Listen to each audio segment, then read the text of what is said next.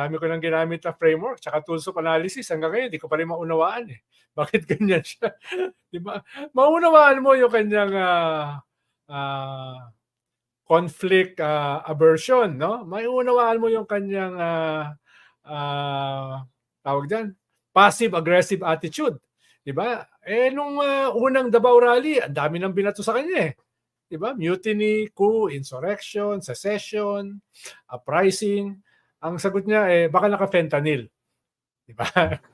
Pero mukhang napikon siya nun, ha? Mukhang napikon naman siya. Yung tono, siya, diba? Pero classic, diba? Classic na passive-aggressive yung sagot. Diba? Nung binanata naman siya nung nasa Berlin siya, na siya ay walang ginawa kundi bumiyahe, siya ay walang ginawa kundi maglamierda, pinakita niya yung kanyang schedule, pero ang sagot niya ay naguguluhan naman ako dyan kay Digong dahil pabago-bago ng banat, pabago-bago ng sinasabi. No? Tapos ngayon naman, ang kanyang sagot ay it's complicated. Showbiz na showbiz, di ba? Ganyan yung mga artista pag tinatanong, kayo pa ba? No? Kayo pa ba? Naghiwalay na ba kayo? It's complicated. Hanggang last year di ba? Yung ICC na yan, no? Dami ng batuhan Ang dami ng batuhan. Last year, nagsimula na mag-threaten si Digong Diba? Kabahan kayo sa military at sa pulis, no? Dahil galit na sa gobyerno. May ganun ng not so bail threat Pero ang sagot pa rin niya ay papapasukin ng ICC pero hindi magko-coordinate. Papapasukin ng ICC parang turista. Papapasukin sila pero hindi tutulungan, no? Naulit 'yan early this year. Diba? Sinabi rin niya uli yan na hindi niya nire-recognize yung jurisdiction ng ICC. Pwede mong unawain yan dahil hindi naman tayo miyembro ng ICC. Diba? Pero ang sabi nga natin nun, hindi naman siya pwede mag-cherry picking sa international law. I-invoke niya yung international law pagdating sa UNCLOS, pagdating sa West Philippine Sea, tapos babanatan niya pagdating sa crimes against humanity ni ex-President Duterte. Hindi pwede yung ganun yung ganung klaseng cherry picking. Lalo na gusto niyang baguhin yung kanyang image around the world, no? Yung kanyang Marcos image na konektado sa violation of human rights. Dito kung ganyan ang kanyang gagawin, whether he likes it or not, ay may implicate siya dito sa crimes against humanity dahil pinoprotektahan niya Yung first time na nakasuhan ng crimes against humanity sa Pilipinas dahil sa libo-libong extrajudicial killings, tapos ngayon sasabihin niya, hindi pwede yan dito dahil gumagana naman yung ating judicial system. Hindi yan pwede rito dahil wala silang jurisdiction. In the first place, yung ating sariling Supreme Court, noong December 2021, naglabas ng consensus. Consensus na may jurisdiction ang ICC sa ating bansa dahil malinaw yung pinirmahan nating treaty na kahit umalis na tayo, may 1 year na period na yung mga naisampa na kaso or communication ay binding. Kaya mismo yung ating Supreme Court sinabi may jurisdiction. At panghuli yung sinasabi niya na working ating korte, non sequitur yun doesn't follow. Ang issue rito na it's not working, yung mga kaso dun sa gumawa o pumatay dun sa libo-libong biktima ng extrajudicial killings, dun wala nangyayari. Hindi naman sinasabi na yung buong judicial system natin, lahat ng kaso wala nangyayari. Ang sinasabi, yung usapin ng libo-libong extrajudicial killings. Hindi mo naman kailangan maging matalino para maunawaan yun. Sobrang galing yung kanyang napanood ko yun. Sabi niya, sobrang tapang doon ng Pangulo. Sobrang tapang. Pero, may pero Anong pero? Huwag na kontrahin. Suportahan niya lang 10%. Tapos, banat ulit. Tapos, atras ulit. Tapos, banat ulit. Tapos, atras ulit.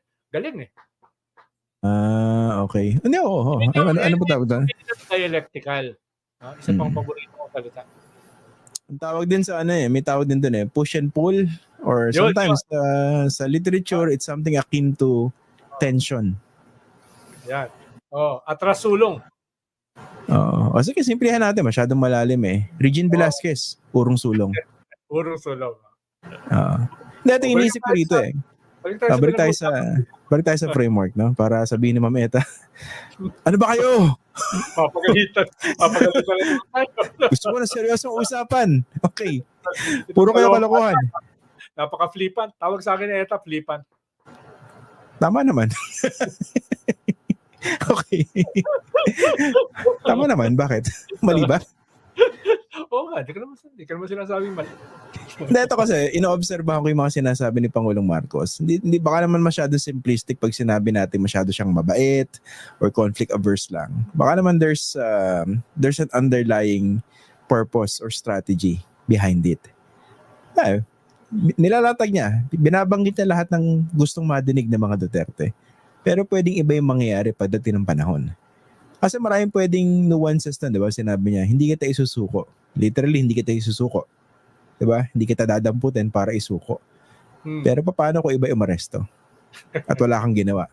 That can mean something else, di ba? So, kung ikaw ba si Duterte, prente ka na pag ganun. Sinabi niya, hindi niya ako isusuko, okay na ako. Kasi kung ganun, bakit nagmumura-mura pa to si Duterte? Putak pa ng putak yung mga aliporis niya. At halos pabagsakin na yung administrasyon ni Bongbong Marcos, di ba? I mean, yun ang framework ko dyan. Yung framework na yun sa Shogun, sa Disney Channel. No? Di pa ako nagsasubscribe eh. Akala sumuko na yung leader ng mga samurai. Akala sumuko na siya. At para patunayan na siya ay sumuko, yung kanyang best friend, nagsepuko, nagharakiri sa harapan niya. Para makita, kung may espiya, makita na talagang sumusuko siya. No? Pero may pwede ba ako umepa lang? Kasi bala ko pa siyang panoorin eh. Pero bakit kinikwento na?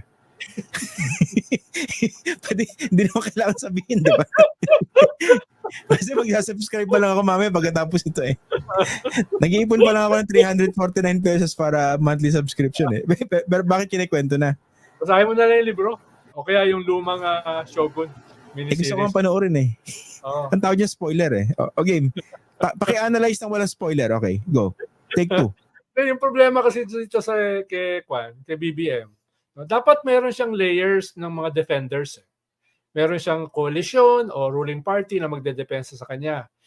Kaya siya may cabinet, dapat yan yung first line of defense din niya, yung cabinet na yan. Puro tahimik eh. No, yun yung kaibahan sa Shogun. No? Yung best friend nung leader ng mga samurai nag-suicide, no? Para lang ipakita do sa kalaban nila, no? Na nililito o nagfo-false flag yung leader, no? At eventually, gusto mo bang i-spoil pa kita? Mag-spoiler Sige, pa. Okay na, game na. Sige na. Ito na. Eventually, no? Nagtampo na yung host. baka bumibili lang yan ng kwan. Ayan yan. Oh. Kaya yun, no? Hinahanap ko yung mga ganon. Yung will fall on their sword para sa presidente. Parang wala eh. Wala ba? Si Speaker Martin, di ba? Ha? Baka hindi naman nagfo-fall ng sword. Sa sword. Pero nagfo-fall within the margin of error so far. Ayan na naman tayo. Hindi ko napigilan eh. Ayan na naman talagang ayaw mo talagang bitiwan yung 0.5% na yan Hindi yun, ang tawag yung motivation para mas pagsikapan. Diba? Sorry nandun yung opening eh. Kailangan I had to take it eh. Alam ko pa naman hindi objective yung guest pero yung host objective. Objective talaga. Okay. So ngayon, kailangan ni Pangulong Marcos ng mga tao na sasalag ng mga sibat para sa kanya. Yan. Oo. Bakit nga ba wala? Hindi ko alam. Dahil wala yung ruling coalition, ruling party, wala yung cabinet, wala rin yung kanyang mga political strategies at saka mga advisor. Parang lahat wala eh. Kaya lahat ina-absorb niya. Lahat ng banat, siya rin ang sumasagot, pati yung kanyang schedule, pinakita niya eh. Diba? You choose your battles, no? Sagutin mo itong Davao Rally, pero wag mo nang sagutin yung schedules. Diba? Kailangan may nag-a-advise sa kanya, boss, ito patulan mo, ito wag. No? Hindi mo level ito. O ito, kami ito. no? Kami mga Miro ng sasagot dito, babanat dito. O ito, pwedeng pwedeng cabinet secretary sasagot. O ito, sasagot dito, executive secretary. O dito ka, no? Dito ang sagot. Dapat may nagaganon sa kanya, nagbibigay ng framework. Nag-a-apply ba kayo? Baka naman. Are you applying for a job? Wala. Hindi ako Hindi tatanggapin. naman. Pero that makes sense, no? That makes perfect sense. Isa rin sa mga matagal ko ng tanong, bakit walang tagapagsalita yung Malacanang? Correct me if I'm wrong, wala, no? Hindi naman siya si Cheloy, di ba? Hindi. I understand sa mga press conferences sa Malacanang, they invite yung mga cabinet officials from other agencies to speak with the press. Pero yung talagang tagapagsalita, parang ng panahon nyo, di ba? Dalawa yan, di ba? Yung panahon nyo? Yung talagang matalik yung mga kaibigan, si Edwin Lacerda at saka si Abby Valde. Tandem yan. Kasi Sunny Coloma. Sunny Coloma, oo.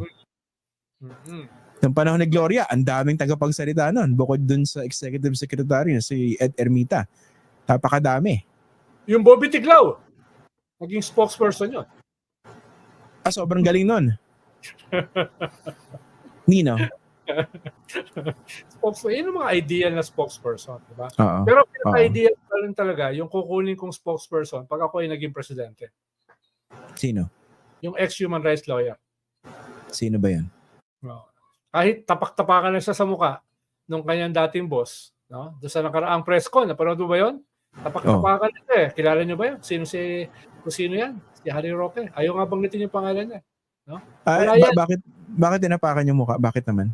Tinatanong siya tungkol sa sinabi ni Harry Roque na gentleman's agreement. Sabi niya, wala naman siya nung nangyari yun. Si Panelo nandun, sabi niya. Ikalawa, sabi niya, kilala niyo ba yan? Kilala niyo ba? Paulit-ulit, sinasabi niya, parang pangalasa, tawanan yung mga media no? After 2 days, nandun sa rally, pasigaw-sigaw pa rin. Yung nabudol daw siya ni Marcos. Tapos pasigaw-sigaw pa rin ng digong. Okay lang naman, ex-human rights lawyer ka. Okay lang naman, wala kang paninindigan at wala kang prinsipyo at nagsisinungaling ka para sa boss. Pero yung wala ka man lang konting pride, wala lang re-respeto sa iyo. Nagustuhan niyo ba ang ganitong pagtalakay? Mag-follow sa Informador FB page at mag-subscribe sa Informador YouTube channel. Ang Informador ay nilikha ng mga staff ni Atty. Ricky Tumutorgo, aka Insurrecto, upang lalong lumawak ang inaabot ng pagpapalaganap ng katotohanan at labanan ang